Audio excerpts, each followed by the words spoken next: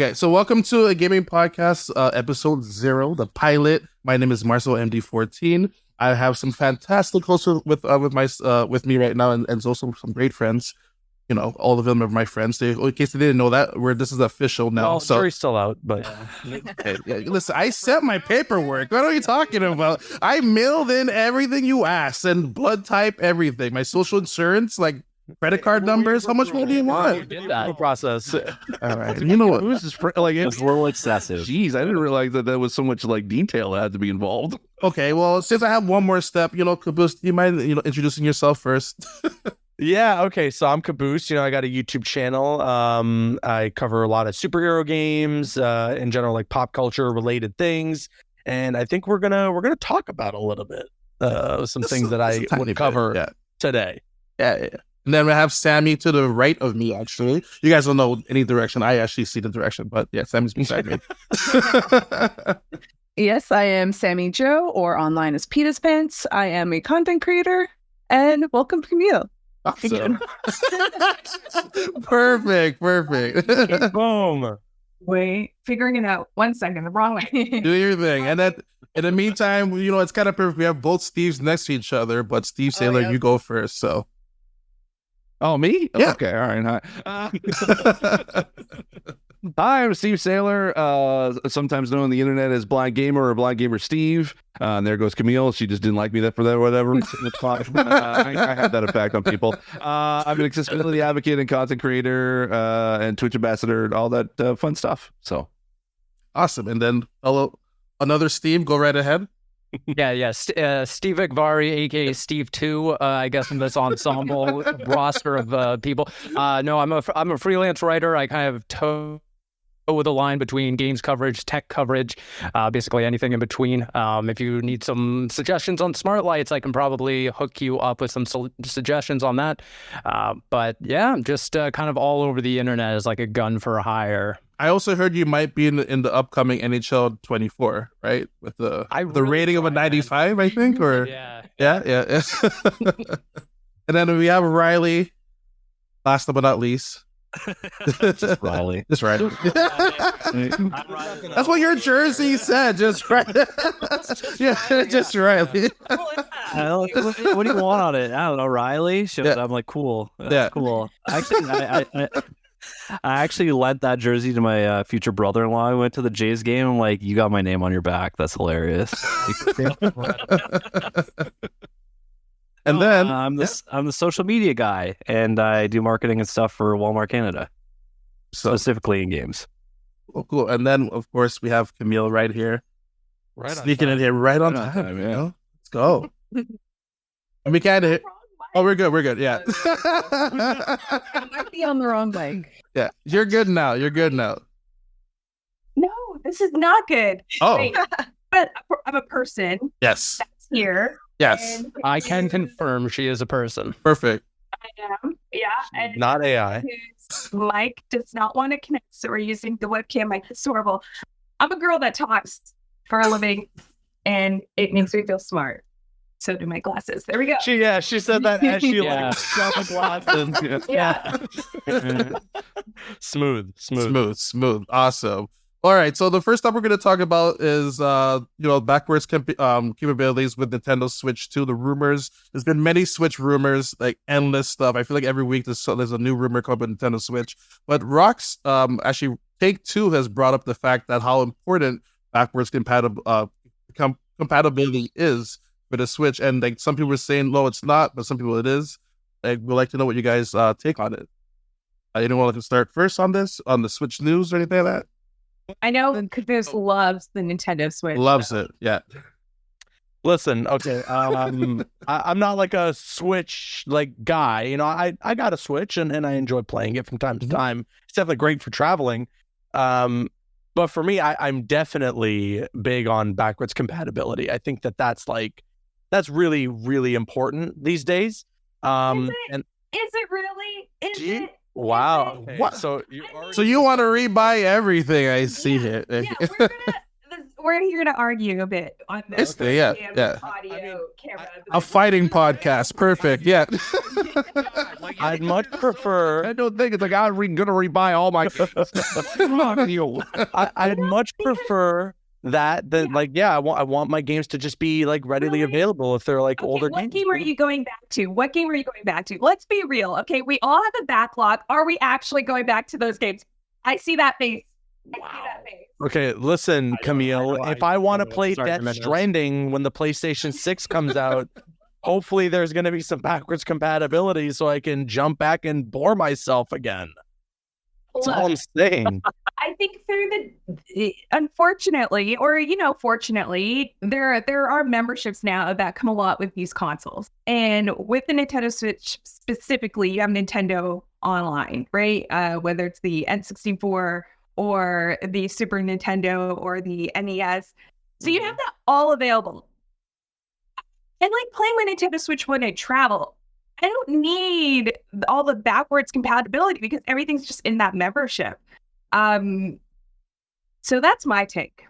I'm going to quickly jump in here. I'd love to because, Camille, I appreciate your take on this, but there's a simple fact that Nintendo just asked me to invest over 100 hours in Tears of the Kingdom. If that save doesn't come over to a new piece of hardware, that's inexcusable to me. Like, from a fundamental level. Like, you cannot PR spin that in any single way. Cook.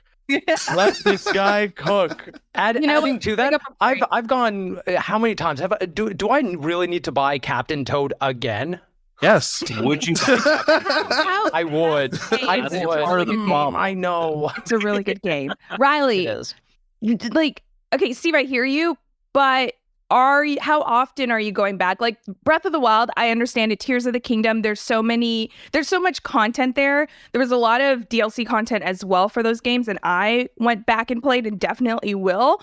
But if there's a new Zelda game and then they just allow the save file to come over, I'm good. Here's the thing, though, and I don't need to go back and play the game. It's needed really touched on yet, but I think is a very important thing, at least for the video game industry, and that is video game preservation.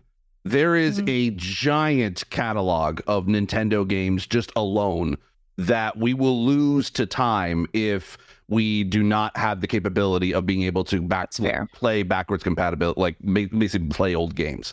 And yes, we're getting that in the sort of the NES, SNES, N64, and Game Boy Online that Nintendo decides to think is an online service, which is weird, but whatever. But they are only giving us a certain amount of games when there is like hundreds of games that are out there that we can't play. Now, yes, there's a whole whatever legal aspect of emulators or whatever, but I remember that what was that sort of the report that came out that was like 80 some odd percent or 90% of games that are past 20 years ago are basically not available legally to buy online or buy at all. So with that in of itself, I mean, like, I think that in order for us to be able to go back, like, especially with Red Dead Redemption, like that being just about to point this out. Yeah, because here's the thing, I did not even realize that it was not even on the PS4. Let's just put that note in there. I just thought it was available, but I guess it was a Red Dead Redemption 2 only. But also, it's like when you have it on available on older consoles, or at least just available in general, then that basically adds a lot more to the preservation of these games. And as we're getting into the digital library landscape, all of these games are going to be lost to time unless you have a physical copy of them. So I'm all for backwards compatibility. Sure. I wish Nintendo would sort of like wake up and just, And you bring up a great point by talking about Red Dead Redemption, because I'm looking it up right now. I mean, when they put that backwards compatibility for Red Dead Redemption 1 on the Xbox One, and granted, this is the console that most people consider completely got just drowned by the PlayStation 4. And still, when they added backwards compatibility for Red Dead Redemption 1, sales jumped 6,000% for the game. Yeah. That is like, imagine if the PlayStation 4 was looped in at that, at that exact moment, and imagine what it could mean for the future of backwards compatibility with these games that are so beloved coming back to these brand new systems, like that. This is something that I find it's just extremely important. There you go. There it is. I have had it literally for 10 plus years, and I still love it. He's I can got plug the into my case. Xbox Series X right now, and I can play this still, which is great. Yeah, and it just works, right? No, I mean, it's funny. It's funny you brought that up though, because later on we're gonna discuss about that, and people are not happy about that right now. But you're saying, yeah. Quickly though, I hear what you're saying, Steve. Yes, I love you. I love you. Okay, and it absolutely makes sense in terms of the history of these games and preserving that history. I get it. I like physical copies. I have all my old physical copies and old consoles ready to play if I want to jump into them and play. And I like that aspect. I don't do it as often. You just mentioned you didn't even realize it wasn't on the PS4. Because we weren't going back and playing Red Dead Redemption. I am sorry. It was on the PS4 because I had it for 360. Boom.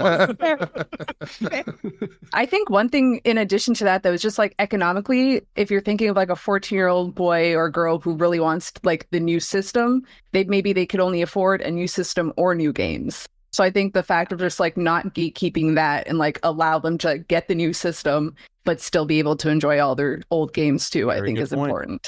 That's a very good point. One other thing I want to throw out there real quickly is I think that Nintendo could possibly find themselves in kind of like a rock and a hard place. Kind of what we're seeing with Xbox and PlayStation right now is similar, specifically PlayStation, where they sold so many PlayStation 4s that they're actually having trouble migrating people over to PlayStation 5. Yep. Yeah. And if they don't offer backwards compatibility, all they're going to have to do is just support Switch 1 for ever, possibly, because there are so many people playing the Switch that it's going to be impossible to get some people, some households, some regions specifically to ever migrate and adopt a Switch 2. So I think you're going to run into an issue where if backwards compatibility is out of the question for a Switch successor, that you're just going to end up with these kind of middling in-between games where they're not really taking advantage of the new hardware, but also kind of just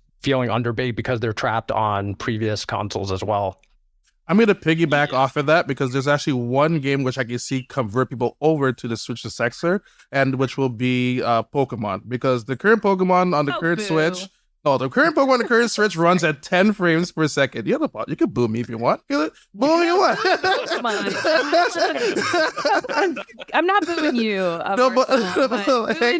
That is not the one game we all know. No, just say it with me. The Legend of Zelda. That game is... that game is running at 10 frames per second, and it's still selling like hotcakes. And we could use the new technology of like, hey, here's actually a game that works on 30 frames. 15. Exactly. We give you 15 more FPS with the new upgraded patch for Switch 2. People were like, oh, I'm getting a new system right away. Yeah. Here's the thing. I mean, Camille, I think you do have a point in regards to when are we ever going to go back and be able to play these games? I think it's always going to be a nostalgia factor, or it's a game that is sort of widely known, but you may have never played it before. What I do think, though, is, again, kind of going to the preservation aspect, it would be nice. This is, I know, pie in the sky, sort of utopian future of playing video games. If there was, say, like a Library of Congress where we can all have like a digital library that we can have access to regardless of what platform you're on, and you're emulating it on whatever system you're on. Obviously I could sort of see like, okay, if you want to have restrictions on it, the game has to be completely out of print within the past 10 years or whichever, or is not compatible with any current system hardware, whatever. I would love that, because there are definitely certain games that I feel would will 1,000% be lost to time, but it's also good to be able to be like, hey, you know what? I want to be able to try that out for like for a couple of minutes. But I don't know if it's like it should be on like the big three, Nintendo, Xbox, and PlayStation, to necessarily have to keep these alive, because obviously servers cost money, and having like this always available all the time is a lot, unless you have like the actual physical discs themselves or the cartridges themselves. But I think it having that like repository is good.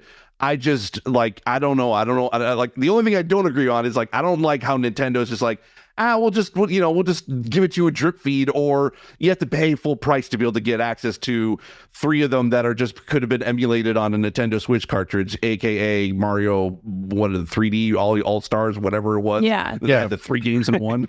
Seems weird to go back to that one. Quick question though, okay? And this is going to be a harder one. Obviously, we love the tough questions here. If we have backwards, would you prefer having a cheaper console or having a console that's higher priced and backwards compatible? Ooh. I see Caboose sweating. Interesting. I Because think with that's that a feature, little.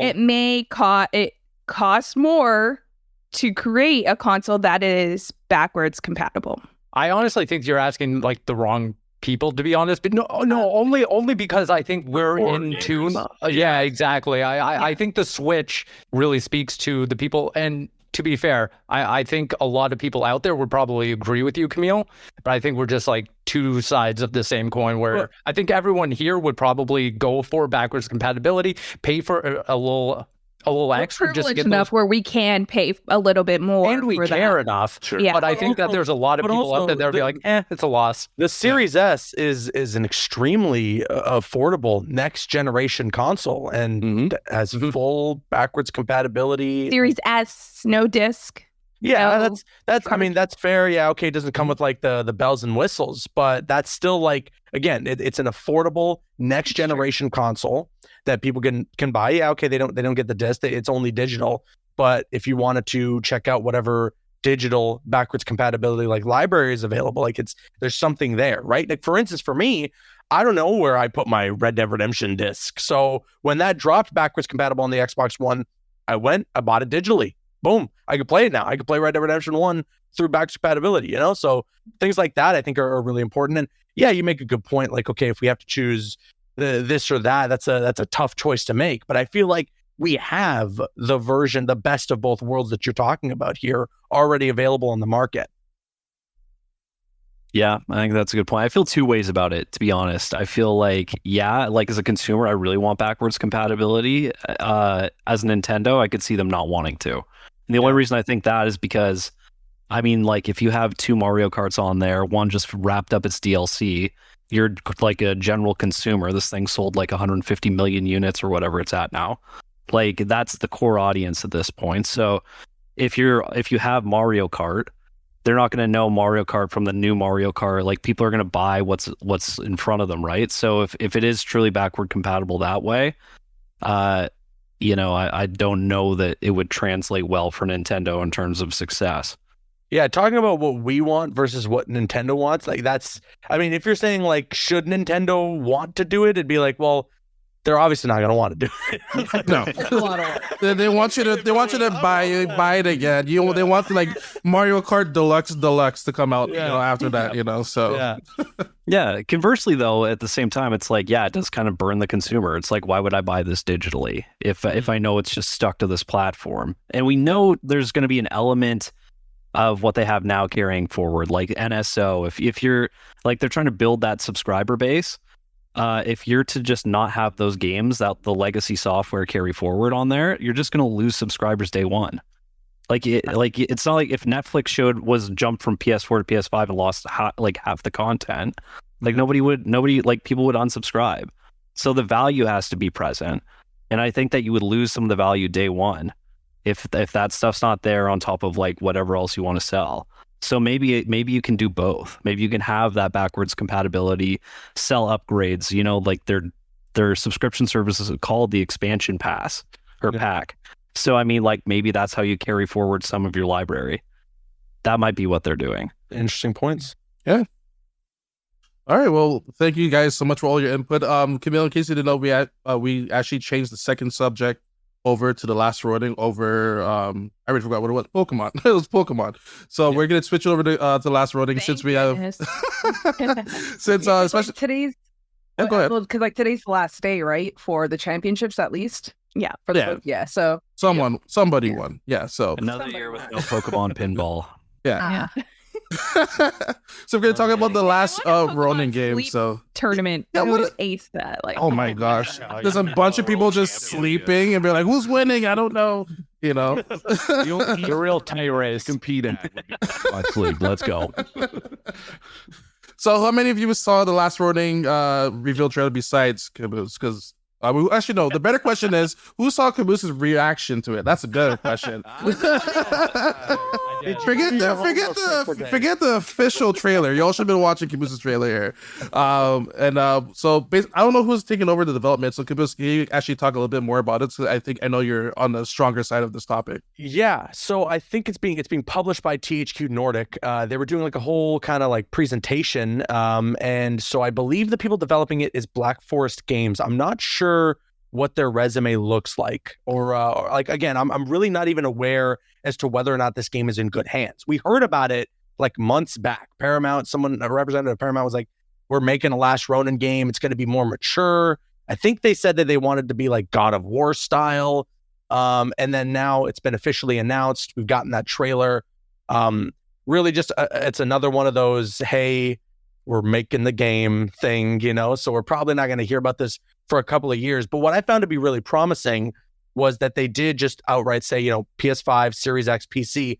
I mean, this could have been a game that, who knows, you wouldn't hear about it for like 3 to 4 years, and then maybe it's going to drop on whatever next gen is going to be.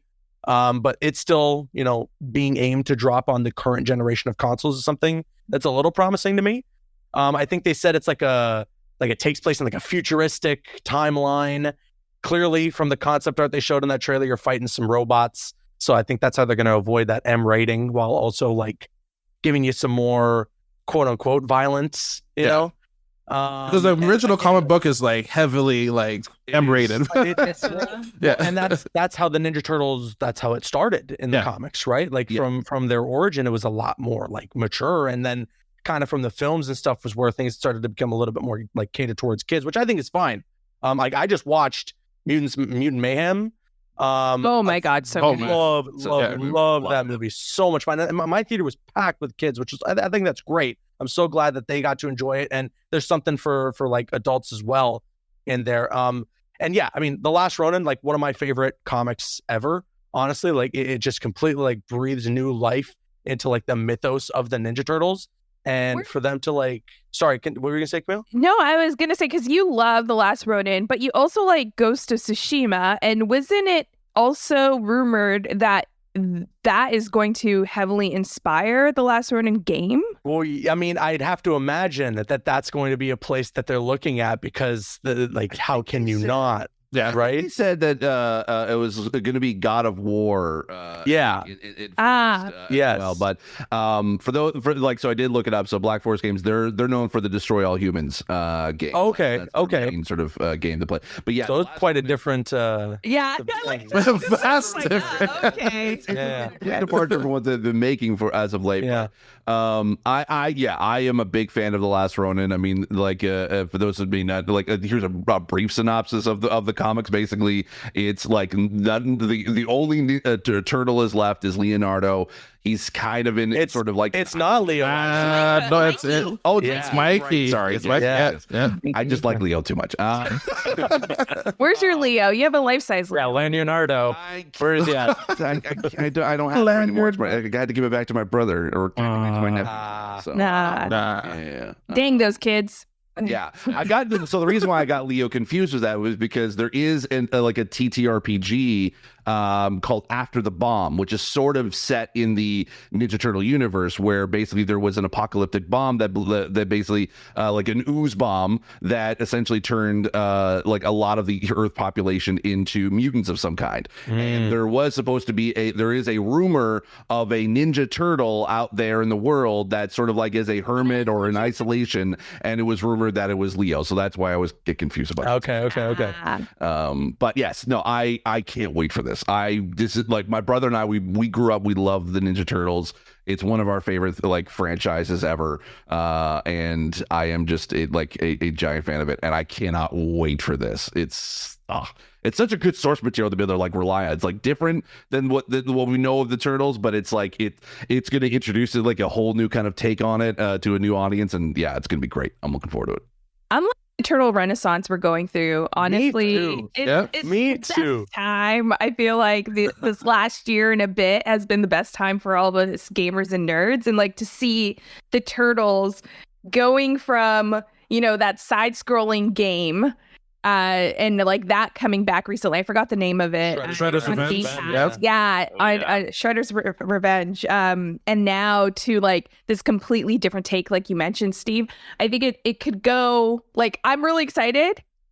However, similar to Boos's reaction when Steve, you mentioned they did the Destroy All Humans.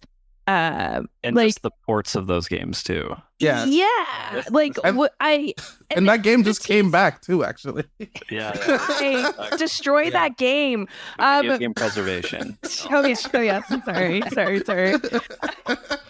But with the teaser, I was hoping for a little bit more because this has been rumored for some time. Like a lot of people in the community has known that this has been coming.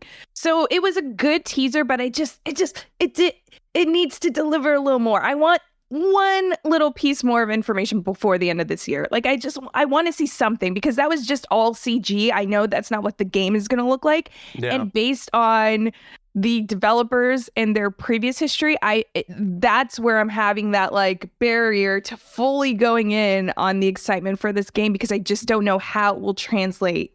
My hope is that this was a situation of these developers had a really good idea, they gave a great pitch, and it was like we have to make it, because I look at an instance, regardless of what your thought is on the game itself, right?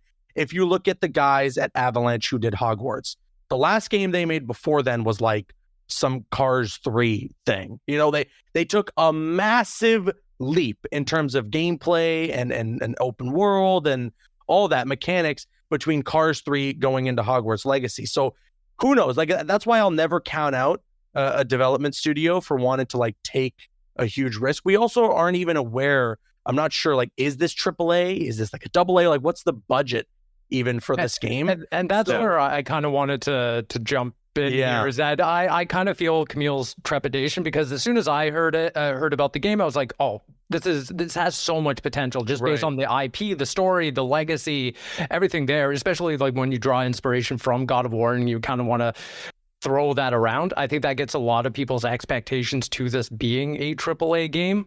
But then you also have to take a look at, okay, this is a German studio with 66 people, and it's being published by THQ. This is by all means going to be a AA experience, probably. Albeit a fun one. I think, again, it has the potential to tell a good story, have a lot of great action set pieces, great mechanics.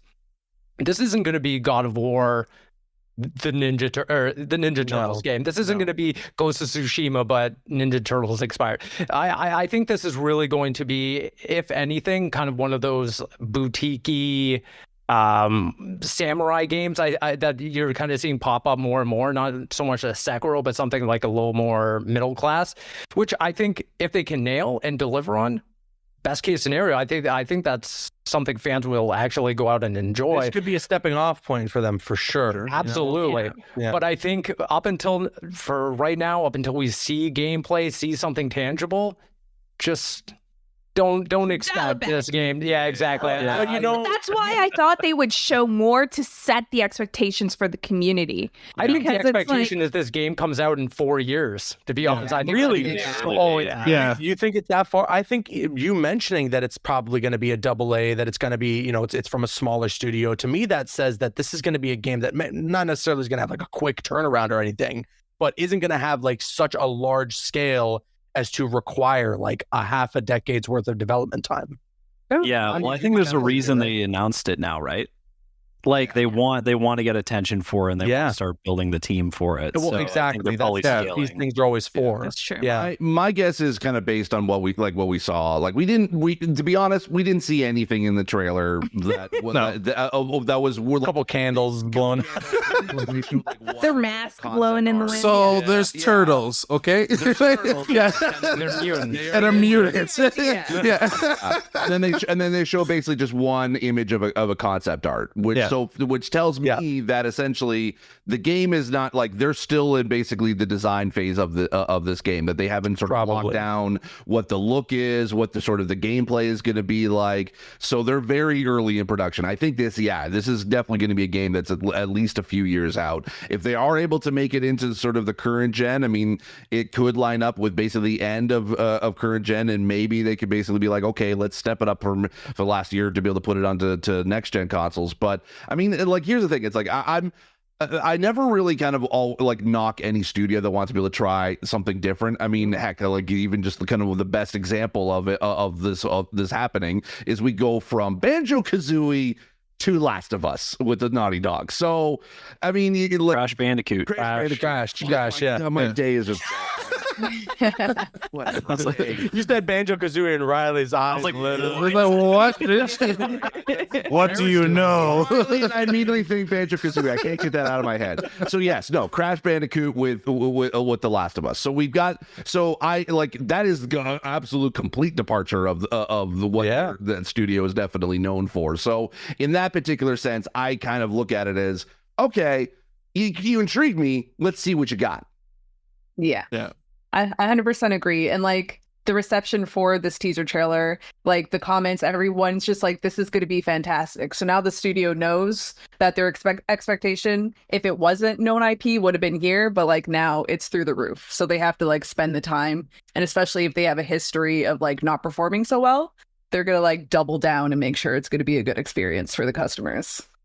Wasn't there a movie coming out with this as well? Like, is that something that they might want to like sync up with a movie release? I know there was talks of that as well. I think maybe, and then they dance and they sing "Go Ninja, Go Ninja, Go." Right? Yeah, exactly. Yeah.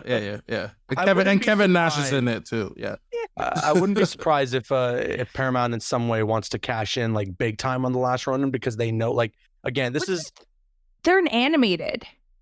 There's like there's a fan film of it or something. Maybe. Yes, that's right. There is like a fan project somebody's working on. But again, I wouldn't be surprised if Paramount again wouldn't want to like go all in on this property, just because like this is the first time in a long time I have heard people buzzing this much about like one specific graphic novel for like a major property, you know, like the Ninja Turtles. Like I everywhere you look, if you're talking to somebody who knows a little bit about comic books, they're like, have you read The Last Ronin? And it's like, I'm really looking forward to seeing what this game can do to like completely propel that.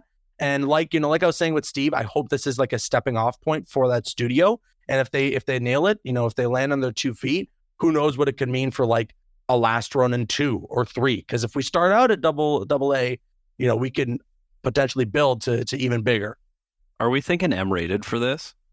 Oh my gosh! No, so that's what I was saying earlier. Yeah.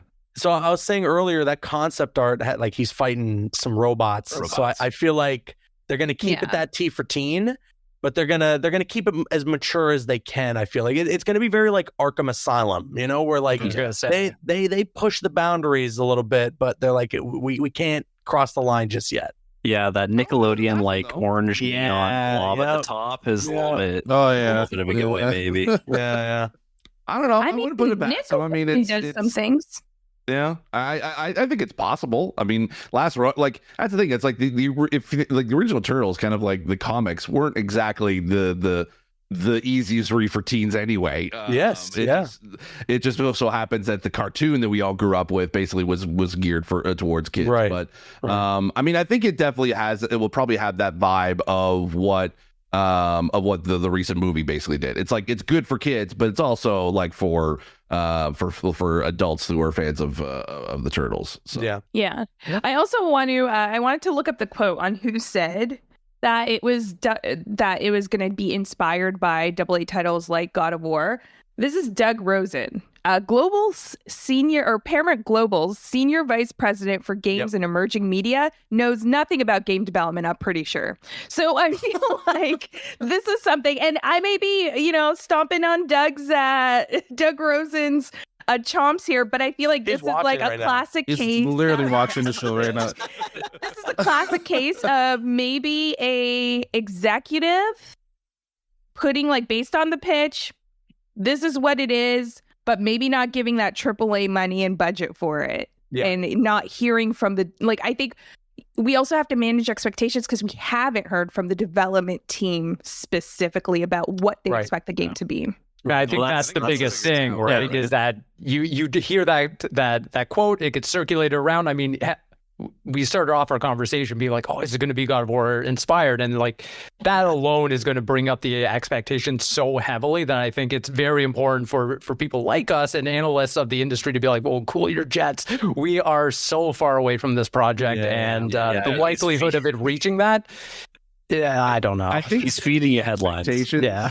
I think setting the expectations when my thinking is with saying the God of War inspired, it's like not necessarily reaching that 2018 God of War masterpiece type level, but it's like in regards to like, okay, the style of gameplay, the style. Exactly. That's what I was thinking. So used to. Yeah. Which I think is honestly, hey, that's a cool idea. It's like, I would love to be able to see that. But for those who are thinking, it's like, oh my God, this is going to be like God of War 2018. It's going to revolutionize Teenage Mutant Ninja for a new audience. It's going to, I'm like, no, it's gonna be a fun Turtles game. You can't really sort of fully mature a property that's called Teenage Mutant Ninja. Teenagers go through her stuff. All right, Steve. It's possible. No, I'm just saying, go ninja, go. As long as it's better than Shaq Fu, I'm happy because I don't want that experience just with that. Oh, good call. Exist, or is that sort of like a Berenstein Bear situation? That exists. Shaq Fu exists. Yeah. Basically, with the whole Berenstein Bear thing, that's a lie. Oh, we need a whole different show to unpack. But that's a whole. Yeah, that's all. Calling it Berenstein Bears because that's how I grew up with it. All right, and that's the right way, Steve. Yes. That's the right way. So I wanted to bring something up to you guys. We already have comments on this show. Never disappoints at disappointing. You never not surprised at disappointment. Oh wait, I'm sorry. This is actually about Red Dead Redemption support to the Switch. I thought you were reading my comments. I'm sorry. Yeah. We already have a hate club already. We're famous already. but this is actually the comment section, the YouTube comment section for Red Dead Redemption and Undead Nightmare coming to the Switch and PS4. In case you didn't know, it was only available on Xbox and backwards compatible as well for the current Xbox.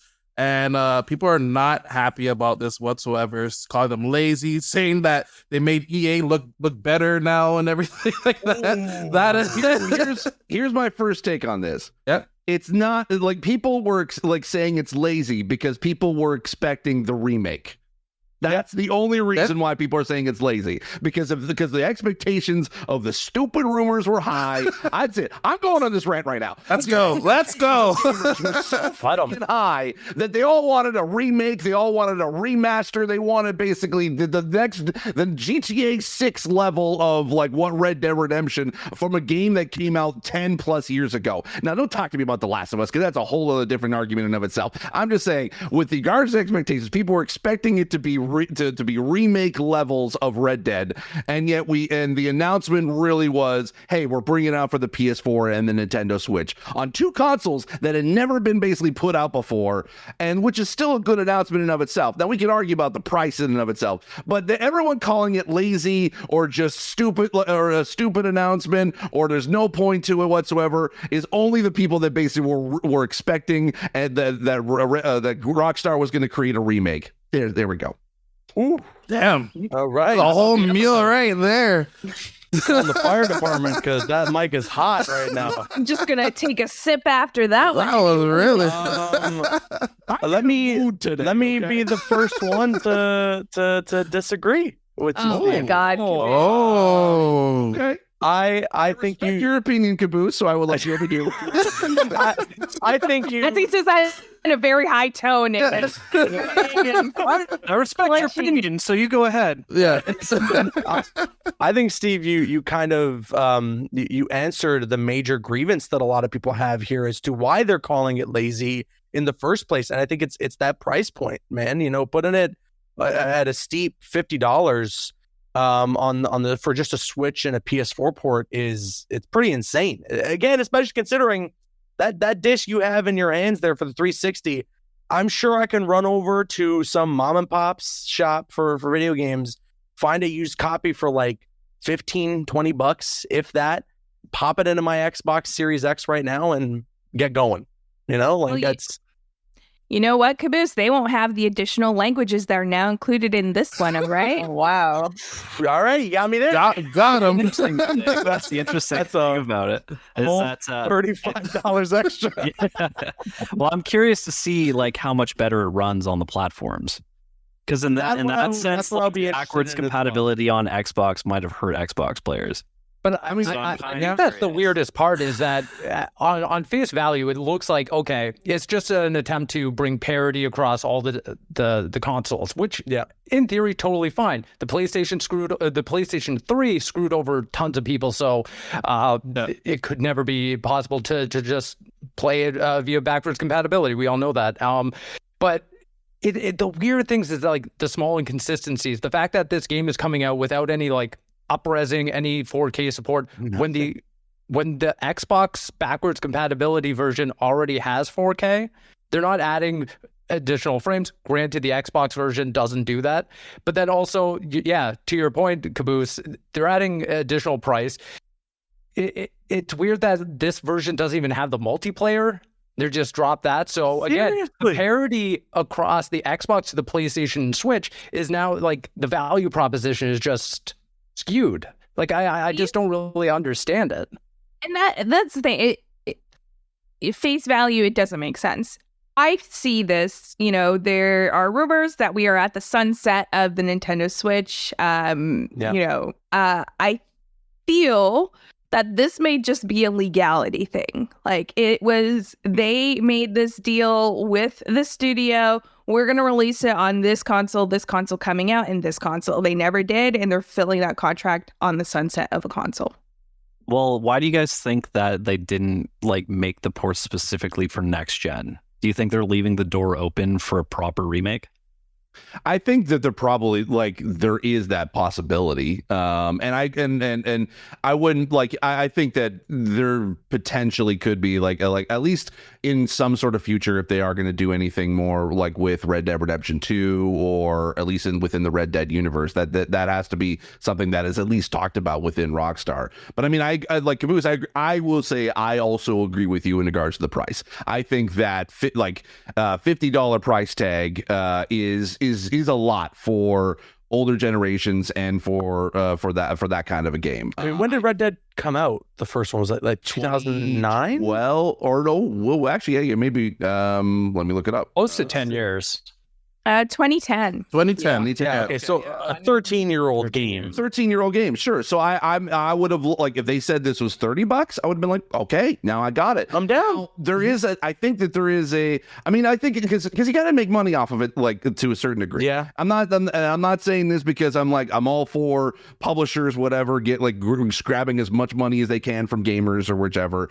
I just think that they have to make their money for creating a port for somehow because there is a team that has to make that, especially for two platforms that the game was never created for to begin with. It was like they couldn't create it, like you said, they couldn't create it for the PS3, so they never had it on the PS4, so they had to create it for that, and they had to create it for the Switch. Now, do we know if is it streaming online on the Switch or is it an actual like? It'll be the actual.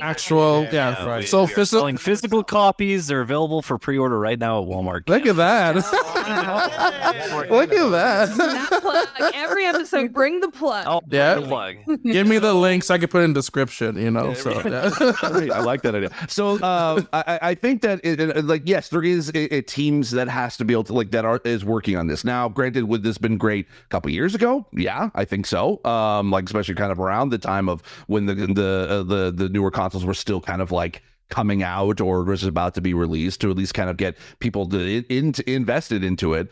But I think it's like, so yeah, you gotta make money. Plus also as well, we don't really know the economics of putting a game or porting a game to PlayStation or Nintendo. We don't know how much it costs a publisher to publish on those platforms. So they have to they can't just sort of release the game at a loss. They have to release the game so that they can be able to make a profit. It's just economics. It's just capitalism in and of itself. It's not screwing over players. Business. It's just business. So now, granted, yes, $50 is a lot to ask for. I'm not for me personally, I think it's a dumb price, but I think you gotta sort of figure out where it is. That's why I would say like $25, $30 That seems about right. I don't know, but Yeah. I don't know what it I could be just- a loss leader for them. At least for the digital wager- version. You know? Yeah, I just wager that like just it being a port, it's like why even spend the money in the first place? Like Because we're not planning to. Some people will, and they know that But it's will it be it's not enough? going to make. They know it's not going to make enough. I honestly feel like this is just a fulfillment of a contract. They're paying what they need to port it over. They're hoping that they at least make their money back with having to pay the developers to port it over. Yeah. Case closed. Like that's what it is, and that's the way things are sometimes. Here's the thing too. The PS4 and the Nintendo Switch have over 100 million units out there each. That's a big giant audience to be able to get access. That's to. fair. Sure, we talk about the PS5 and the Xbox Series X and potentially the Nintendo Switch 2 or what I would love to be able to call the Super Nintendo Switch, whatever that is. Like that'd be my guess for the name. But I Great feel like there is 100 million units for each console that's out there. I would think, yeah, it would be a good idea to build to put it out there so that it's available for on consoles that just they weren't created for or wasn't created for anyway. And I just- yeah, go ahead, Sammy. I was going to say, just like at that price point, though, it makes me uncomfortable because it sets kind of like a dangerous precedent. Sorry. Because if they do come out with a remaster, what's the remaster going to be? Like $80 a unit? Oh, $100 for sure. but that's That's a what premium. we're going with, Yeah. right? Like when you're looking at Get an next extra gen, hat. that is the standard, and I think it's like one way. It's kind of like if we could get a glimpse in these contracts, I don't think the reason why they were looking at making it next gen compatible like with PS5 is because that wasn't even in the original contracts for Red Dead Redemption. There were a certain amount of years that they probably had to deliver with these different companies, PlayStation, Xbox, and Nintendo, and they're fulfilling it. It's like what was it, Arkham Asylum? Was that what was just ported over to the Switch, and it was exactly Arkham the trilogy. Yeah, just got Yeah. exactly the same. We're like, why? Because it's the sunset Oh, of but these that's consoles. 3 games That's 3. for And I $60. get it. I get the price from the consumer side, but in terms of why they're doing this, I think it's exactly what's like Steve and I are talking about. It's kind of like fulfillment of contract, and they have to pay these developers, and that's the price point. Plus, Yeah. adding a full-blown DLC with Undead Nightmare, True. which is something that I would have to pay for. A great Not DLC. get included with Yeah. the 360 version that I do have. So I think it's again, I'm not justifying the price. I'm not like justifying that Rockstar is basically that they're money grubbing, sort of like they just want to get as much money out of its players as possible. Right. But I think it's like if you look at their sort of their track history, everything is like everything from GTA Online to just GTA in of itself. They basically have a ton of precedents for them charging a premium price for their products because they do create premium products.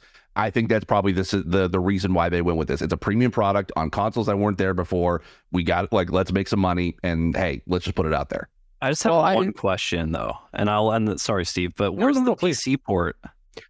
No one The cares. game's not on PC. Yeah, not on PC at all. At all? It's not made for PC though. It's not made. I think it wouldn't would it be be way great on too PC? expensive. I think it would be way too expensive to just port it over as is. I think they may be looking at a remake for next gen, and I think that if anything, that's where we see a PC version. I would say that too. Yeah. And wouldn't you feel burnt being like, okay, you brought this out, someone bought, say you were the one of the people to buy this one, and then it comes out the higher, A like, year oh, later. a year later, remastered. That's You're the like, point why I'm did I buy trying to this make. then? It's like, Like- what's the point of spending the money for the port? We do it all the time. I've been But- buying Call of Duty every single year for no think- reason at all. Why?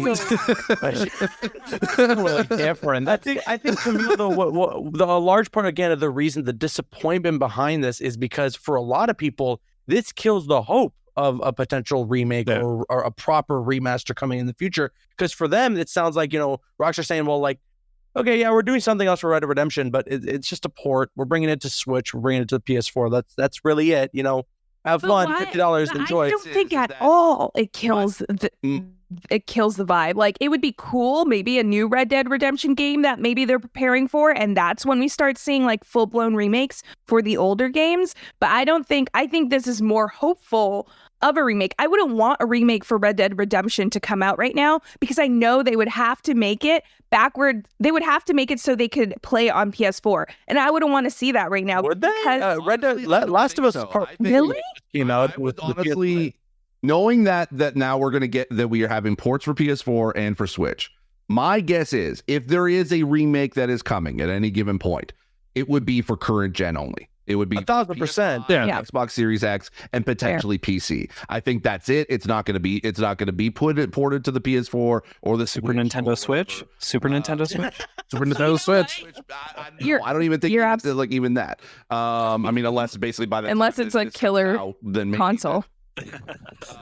Sure. But I think that seems to be to me that is kind of like Rockstar would be Rockstar's MO. Now, granted as well, they could also be like, no, we're not going to do remakes anymore because of the bad reception that the GTA remakes had, which was a very poor response. Now that was a bad decision. Wanting to do it from that.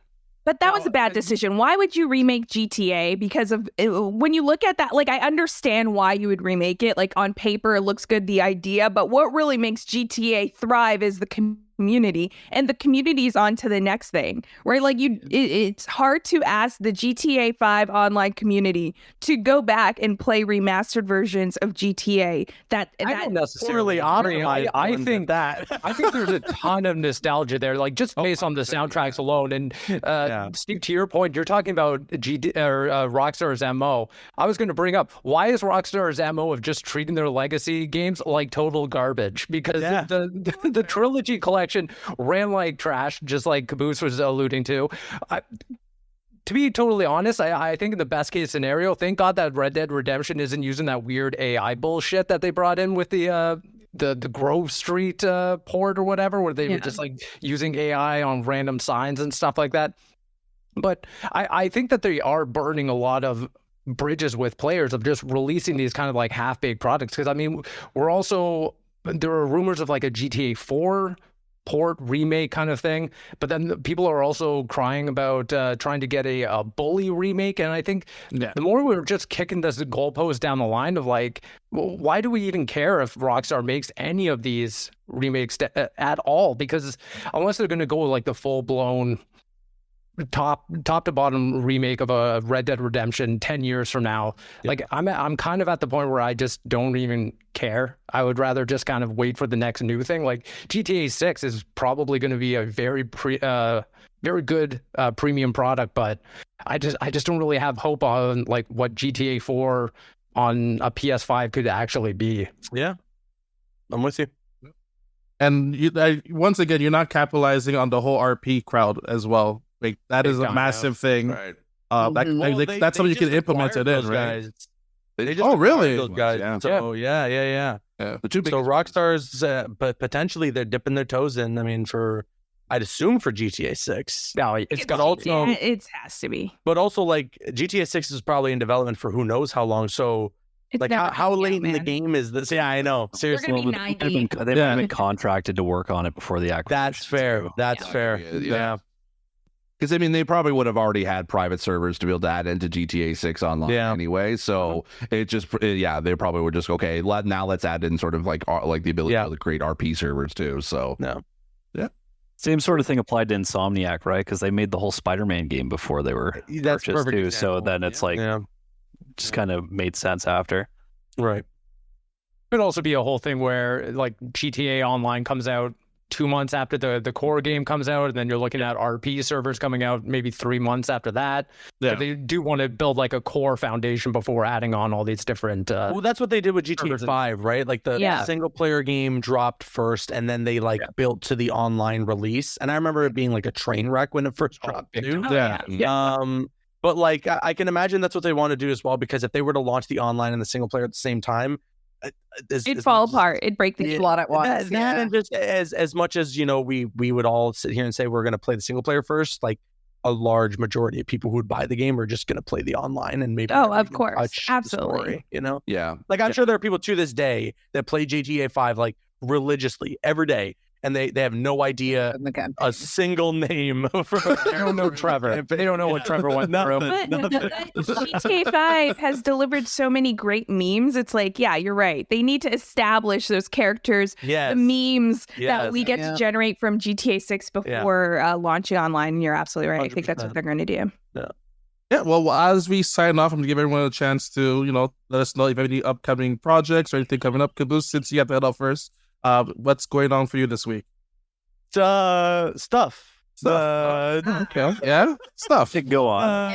Stuff. That's stuff. Has to do with lot of fun stuff on the horizon that I'm really looking forward to, like bringing the content with. But of course, as always, I'm trying to maintain the daily uploads. Been doing so for about the last 3 months. You can find that on youtube.com/Caboose. I'm on Twitter, Instagram, TikTok, Caboose EK, or Aaron Caboose, ERENCABOOSE. Awesome. Sammy, go ahead.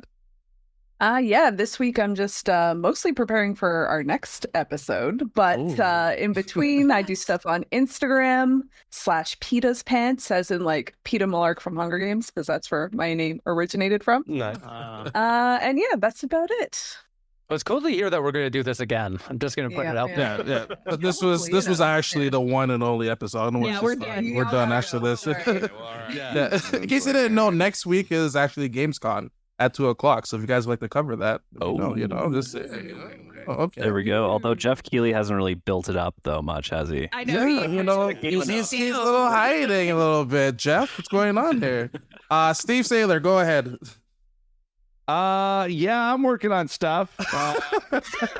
More NBA stuff. Yep. All right. Yeah, Yep. All that kind of good stuff. But yeah, you can find out whenever I am able to talk about said stuff on my socials at Steve Saylor on Twitter, Blue Sky, Threads, Instagram, YouTube, and then basically you can find me on TikTok or Twitch at Blind Gamer Steve. And basically just and you also have a morning show as well. Well, I stream on Twitch. Yeah, So it's okay. I'm on Twitch too. Don't worry. It's not a secret. No, I mean, it could be a podcast. It's a show. It's a show. I tune in from time to time. You sip on that coffee. You're joining with your friends. Yeah. If you want to have some coffee or tea or water in the mornings, come by my channel. We have a good time. All right, Steve 2, go ahead. Yeah. So GBB. This week I should have more on NHL 24. I went out to BC to EA Vancouver last week to kind of get a preview on the game. I don't know what time this drops, but some more information on the game should be available online. You can find all my stuff or find me across the internet at SVigvari, and I'll have all my stuff circulating in my feeds there. Yeah. Nice. Riley, what you got for us? What can we looking through my feeds? What can we pre-order from you? Is Last Ronin available yet? No, I don't think so. Probably this time 5 years from now it'll be out. No, you can follow me on Twitter, now X, at the Riley Little. I'm also that on Threads. I'm also that on Instagram, and then you can follow us on Instagram and X/Twitter at Walmart Canada, which is it's Twitter. What I'm running. It's Twitter. It's always Twitter. We're calling it. I just say Twitter. So forever Twitter. Come on. The email still says Twitter. It says formerly Twitter, It might be the only instance where I'm more comfortable with additional syllables in my sentence, okay? I'm not calling it X ever. It's Twitter. Yeah, so you can find me there after Caboose gets the kids off his lawn. Camille, what you got for us? I'm around. There's things. But we're all doing things. We're all doing things. We're gonna see each other. We're gonna see each other soon. Actually, that's one thing we can confirm. We're gonna see each other at PAX West. I'm really excited to be there doing things. And I have more things. You can always find me at This Is Camco, where I do post everything that I do in the R6 community, NASCAR community, my other podcast, Autosave, and then all of the other things that we can't talk about. So hit me up. All right, and And what about you, Marcel? I got nothing. All right, I'm gonna be the other guy. I'm gonna know. I got no stuff. I got no stuff. I got no. I got some. Yeah, no, just slacking off. You got a poker face on you. That's a good one. It's funny you mentioned that because I was the only one that probably won a poker that night. A couple of weeks ago. Yeah. That's very true. Real poker aficionado. But like, yeah, besides PAX West coming up and a few side projects here and there. You know, I'm gonna be playing some moving out too, and I've been really hooked on Flight Simulator for some reason. I don't know why. I jumped right back into Flight Simulator, be like, oh, let me just see this world for a little bit. Didn't know there's an RP community with that game as well. So, and it's a massive. Really? Yeah, it's massive. Really? Like. People are like full on like you didn't ask to land. You got to ask to land. I'm like, what are you talking about? I just want to fly around. And speaking, yeah, like full on. People actually be like the towers and people be chiming in. It's like one person at a time got to chime in to land this plane. I'm like, what? Wow. I didn't know this world existed. Serious. I'm just like flying around with the Tom Cruise plane from Maverick. Oh yeah. Going Mach 10. I don't know if you guys experienced that, but that's one hell of a experience, that plane there. So, sweet. Yeah. So that's pretty much it. And thank you guys for tuning in. I really appreciate it.